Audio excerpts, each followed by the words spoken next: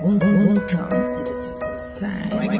Siguro nga'y dininig ng langit ang aking hinihiling, dahil akin na nakapiling ang babaeng para sa akin. At hindi ko akalain na ako'y mapapaibig mo ng lubos. Taos kahit ako'y napapaos, napapagod kakasulat ng awitin para lang yung pansinin. Ang nilalaman ng damdamin sana ay iyong dinggin. Itong aking pinapanalangin na sana'y mahalin mo rin ang isang katulad kong lubos sa'yo na bini-bini kong iniibig. Lagi-lagi kong iniisip pag hindi ka katabi, sana ikay nasa mabuti. At lagi mong iisipin na ako'y nandyan palagi sa iyong tabi.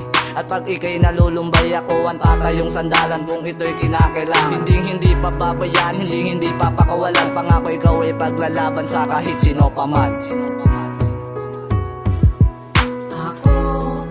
Ako'y in love sa'yo. Bakit sa dinami-dami ng babae sa mundo, ikaw ang napili ko? Anong meron sa'yo?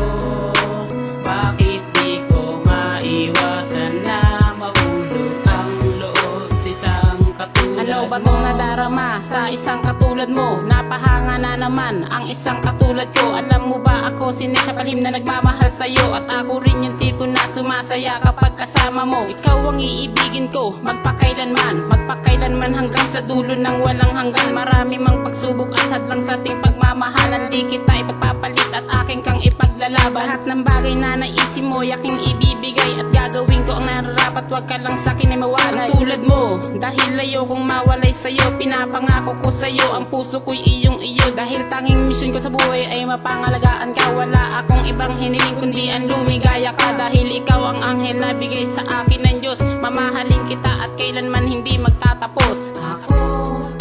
Ako'y in love sa'yo.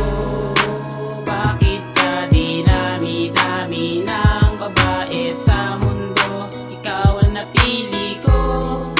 Anong meron sa'yo?